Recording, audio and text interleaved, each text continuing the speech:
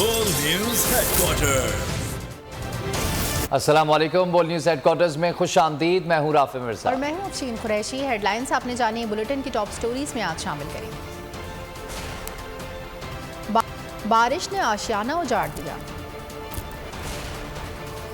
حکومت کا عوام سے ہاتھ، مفتاح کیوں بے بس، ونڈا ٹیکس نامنظور،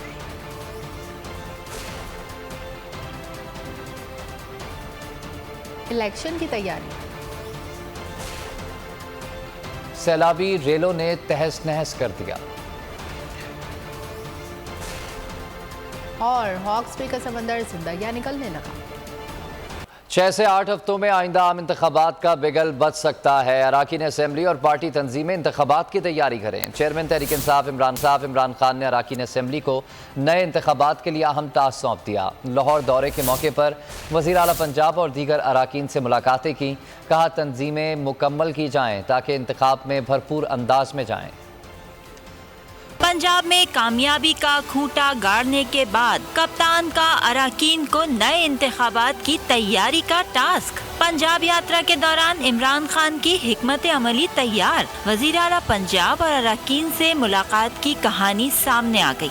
6 سے 8 ہفتوں میں آئندہ عام انتخابات کا بگل بچ سکتا ہے۔ اراکین اسمبلی اور پارٹی تنظیمیں انتخابات کی تیاری کر لیں، تنظیمیں مکمل کی جائیں تاکہ انتخابات میں بھرپور انداز سے شرکت کی جا سکے۔ عمران خان کی ڈاکٹر یاسمین راشد کو 2 ہفتوں میں تنظیم سازی کا عمل مکمل کرنے کی ہدایت۔ پرویز الہی نے لوٹوں کے خلاف عمران خان کی سیاسی بصیرت کی تعریف کی۔ عمران خان نے بھی پرویز الہی اور مونس کو ڈٹے رہنے پر خراج تحسین پیش کیا۔ ساتھ ہی چیئرمین پی ٹی آئی نے 25 مئی کو ہونے والی بربریت بھی یاد دلائی، جنہوں نے چادر اور 4 دیواری کا تقدس پامال کیا۔ قانون ان کے حوالے سے راستہ اختیار کرے گا۔ مجھے معلوم ہے جن لوگوں نے ہمارے ساتھ 2 نمبری کی، سب کے سامنے کسی کا نام نہیں لینا چاہتا۔ عمران خان نے اراکین کو پنجاب کے مسائل حل کرنے کا بھی ٹاسک سونپا، کہا پنجاب کے عوام کے مسائل ہنگامی بنیادوں پر حل ہونے چاہیے، عوام کو ریلیف دینے کے لیے تمام تر کوششیں بروئے کار لائی جائیں۔ تحریک انصاف کا سیاسی اور تنظیمی طور پر بڑے اقدامات کی منظوری لینے کا فیصلہ۔ Chairman P T I Imran Khan نے پارٹی کی نیشنل کونسل کا اجلاس آج اسلام آباد میں طلب کر لیا، جس میں پارٹی ارکان اسمبلی، سینیٹرز، مرکزی صوبائی سمیت دیگر عہدیدار شرکت کریں گے۔ اجلاس میں آئندہ عام انتخابات کی تیاری سمیت انتخابی معاملات پر اہم فیصلے ہوں گے۔ پارٹی آئین میں اہم ترمیم کی بھی منظوری حاصل کی جائے گی۔ نیشنل کونسل کو ملکی سیاسی معاملات پر تفصیلی بریفنگ دی جائے گی۔ الیکشن کمیشن کی جانبداری کے حوالے سے پنجاب اسمبلی میں قرارداد منظور کر لی گئی۔ پنجاب اسمبلی نے چیف الیکشن کمشنر سکندر سلطان راجہ اور ارکان سے مستعفی ہونے کا مطالبہ کر دیا۔ قرارداد حکومتی رکن سید عباس شاہ نے ایوان میں پیش کی، جسے ارکان کی اکثریت نے منظور کیا۔ گزشتہ روز عمران خان کی صدارت میں تحریک انصاف کے اجلاس میں چیف الیکشن کمشنر کے خلاف ریفرنس لانے اور اسمبلیوں میں ان کے خلاف قرارداد لانے کا فیصلہ کیا گیا تھا۔ شاہد خاقان عباسی نے بھارتی کمپنی سے 14 کروڑ روپے رشوت لی۔ بھارتی کمپنی کا مالک مودی کا قریبی ساتھی ہے۔ شاہد خاقان عباسی کا بھارتی سے جاسوس کرنے کا معاوضہ لے رہے تھے۔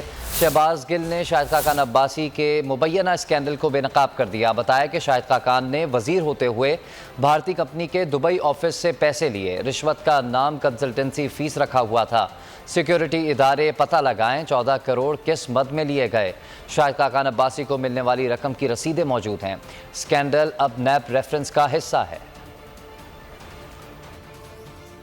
بتائیے کیا کنسلٹنسی تھی آپ کی جو آپ ایک انڈین کمپنی آپ کو 14 کروڑ روپے بھیج رہی ہے؟ میں آپ کو ٹرانزیکشن بتا دیتا ہوں۔ پہلی ٹرانزیکشن آئی 3/1/2017 کو، اس کے بعد 30/1/2017 کو 8,935 ریسیو ہوئے، پھر 29/12/2016 کو $2,59,935 جو ہیں وہ ریسیو ہوئے۔ بڑا کلیئر لکھا ہوا ہے कि ये इन्होंने कंसल्टेंसी फी की मद में ये पैसा रिसीव किया। किस चीज़ की हिंदुस्तानी कंपनी को ये कंसल्टेंसी दे रहे थे? याद रखिए ये पेट्रोलियम मिनिस्टर थे, ये पेट्रोलियम प्रोडक्ट की कंपनी है, ट्रिनिटी हो या सिद्धांत हो पीछे, और ये पेट्रोलियम मिनिस्टर है पाकिस्तान के, और एक इंडियन कंपनी से ये कमीशन ले रहे थे, रिश्वत ले रहे थे, जिसको नाम कंसल्टेंसी फी रखा हुआ है। और इस शख्स की हालत ये है कि ये इंडियन कंपनी से, आप ये बताएं कि क्या ये जासूसी करने का पैसा ले रहा था, क्या ये गद्दारी के लिए इंडिया से पैसा ले रहा था? आप इन डॉक्यूमेंट्स का जवाब दें, अगर ये गलत हैं तो मैं मौजूद हूँ आपको जवाब देने के लिए। और मैं अब आज साहब को दावत देता हूँ कि मेरा अकाउंट और अपना अकाउंट पब्लिक कर दें और एक एक ट्रांजेक्शन का जवाब दें। साबिक DG ISI lieutenant general retired Ahmad Shuja Pasha ने साल संतोष बुगटी को हतक इज़्ज़त का नोटिस भिजवा दिया। नोटिस में जशाल संतोष बुगटी के जानिब से लगाए गए इल्ज़ामात को बेबुनियाद और झूठा करार दिया। बुगटी ने इल्ज़ाम लगाया कि आरिफ नकवी ने lieutenant general retired Shuja Pasha के मुतालबे पर फंड्स का बंदोबस्त किया था। कानूनी नोटिस के मुताबिक इस नोटिस के जारी होने के 14 दिनों में संतोष Bugti lieutenant general retired Ahmad Shuja Pasha से गैर मशरूत माफ़ी मांगे। शुजा पाशा के वकील का कहना है कि अगर उन्होंने माजरत ना की और पोस्ट ना हटाई तो उनके खिलाफ बैनुल अक़वामी सतह पर सख्त से सख्त कार्रवाई की जाएगी। ये self made and fabricated story है जिसका हकीकत से किसी किस्म का कोई ताल्लुक नहीं है। ना उनकी कभी इमरान खान साहब से पाकिस्तान से बाहर कोई मुलाकात है, ना उनकी चौधरी इमरान से कोई मुलाकात है। तो ये इस तरह के बेबुनियाद इल्ज़ामात सिर्फ और सिर्फ फॉरेन फंडिंग केस का जो फैसला है उसको जल्द अज जल्द करवाने के लिए जो है वो शुरू की जा रही है।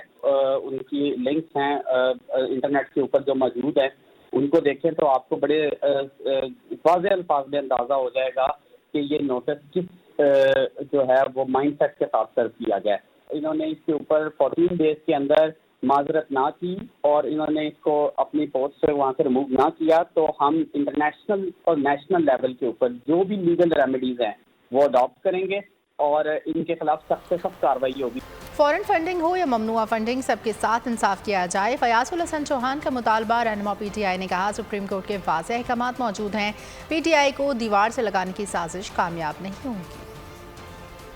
अब इन्होंने आखिरी टूल के तौर पर ममनुआ फंडिंग केस के ऊपर जनाब कड़ाई में उबाल लाने की कोशिश कर रहे हैं। बुनियादी तौर पर ये फॉरेन फंडिंग केस नहीं है। फॉरेन फंडिंग केस नून लीग और पीपल्स पार्टी के खिलाफ चल रहा है। हमारा तो ममनुआ फंडिंग केस है। ममनुआ funding case political party election act 2017 के मुताबिक उसमें ज्यादा से ज्यादा उसकी जनाब सजा जो है वो आपकी अगर ममनुआ करार पा जाती है कोई फंडिंग किसी पार्टी को तो वो फंडिंग जब्त हो जाती है। 2017 से लेके अब तक 5 सालों में तकरीबन तमाम प्रोसिक्यूशन कंप्लीट हो चुकी है तीनों पार्टीज के खिलाफ और सुप्रीम कोर्ट का फैसला है कि तीनों पार्टीज का मुश्तरका एट अ टाइम फैसला देना है। ये 2017 में सुप्रीम कोर्ट ने दिया है। हमने जनाब अपनी स्क्रूटनी के हवाले से तमाम जो 40-50 हजार डोनर्स थे उनकी पूरी डिटेल, उनके खिलाफ शनाख्ती कार्ड, उनके वेयर अबाउट्स, उनके पर्टिकुलर्स, उनकी एक एक चीज हमने इलेक्शन कमीशन में सबमिट करवा दी है। नून लीग का 72 करोड़ रुपया है जो फॉरेन फंडिंग है जिसका रिकॉर्ड ही कोई नहीं है और पीपल्स पार्टी का 36 करोड़ रुपया है। PDM में इख्तिलाफात की खबरें बेबुनियाद हैं। हुकूमत अपना वक्त पूरा करेगी, इंतखाबात वक्त पर होंगे। मौलाना फजल रहमान इम्पोर्टेड हुकूमत के दिफा में सामने आ गए। पेशावर में न्यूज़ कॉन्फ्रेंस से खिताब में कहा कि PDM मुल्क में इस वक्त ये सूरत हाल है कि ताकतवर अकल से और अकल वाले ताकत से आ रही हैं। उन्होंने कहा कि PDM के जारी बयान में नवाज शरीफ की रजामंदी शामिल थी। आखिरी फैसला हो रहा था जो मैं अनाउंस कर रहा था, उस आखिरी अल्फाज को तय करने में मियां नवाज शरीफ साहब जोम पर मौजूद थे और उनके इत्तिफाक राय से वो बयान तैयार हुआ और उस बयान को हमने पब्लिक के सामने रखा। मैं तो समझता हूँ कि जो ताकतवर हैं वो अकल से आ रही हैं और जो अक्लमंद हैं वो ताकत से आ रही है। इंतजाम होगा और आप सेटल एरिया के बराबर के लेवल पे आ जाएंगे। हालांकि हम तो उस वक्त चीख रहे थे कि जो कुछ हो रहा है गलत हो रहा है, कि हुकूमत टाइम पूरा करेगी, इलेक्शन अपने वक्त पर होंगे। मंगल और बुध को फाइनेंस हो, पेट्रोलियम हो या जितने भी वो इदारे जिसका मुल्की मईशत से ताल्लुक़ है वो पूरी हुक्मरान पार्टी की जमातों को ब्रीफिंग देंगे और फिर पूरी हुक्मरान जमातें जो हैं वो उस ब्रीफिंग को सामने रखते हुए मईशत के इस्तेहकाम के लिए अगले इक़दामात का फैसला करेंगे।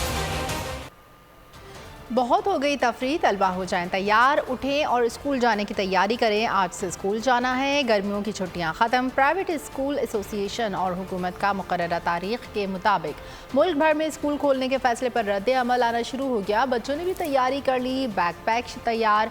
چند نجی اسکولوں نے چھٹیوں میں اضافہ بھی کیا ہے۔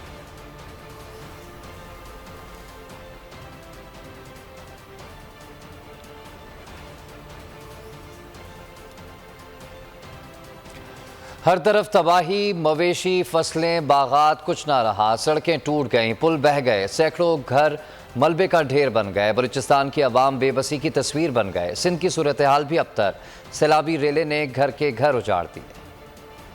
بلوچستان میں مانسون بارشوں کا اسپیل تباہی کی داستان چھوڑ گیا۔ گزشتہ 24 گھنٹوں کے دوران بلوچستان میں بارش اور سیلاب سے مزید 9 افراد لقمہ اجل بن گئے۔ اب تک 136 افراد کی موت کی تصدیق ہو چکی ہے۔ جاں بحق ہونے والوں میں 56 مرد، 33 خواتین اور 47 بچے شامل ہیں۔ 13,000 سے زائد مکانات منہدم، رابطہ سڑکیں اور پل بہہ گئے، فصلیں بھی تہس نہس ہو گئیں۔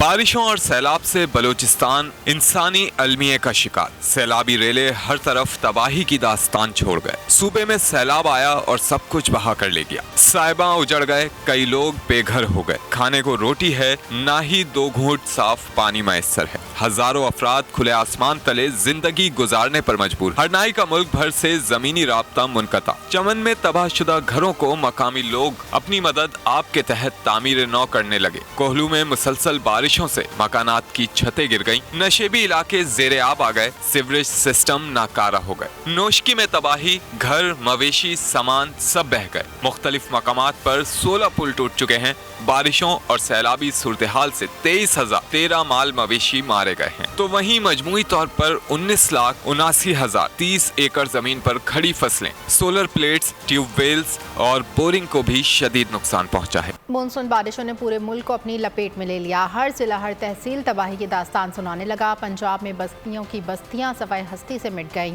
فصلوں کو شدید نقصان۔ مختلف واقعات میں 7 بچے جاں بحق، 5 زخمی۔ پنجاب حکومت سیلاب سے جاں بحق افراد کے لواحقین کو 8 لاکھ روپے مالی امداد دے گی۔ خیبر پختونخوا میں بھی سیلاب سے تباہی، دریا بھر گئے، گاؤں کے گاؤں ڈوب گئے۔ 48 گھنٹے میں 13 افراد جاں بحق، 18 زخمی ہوئے۔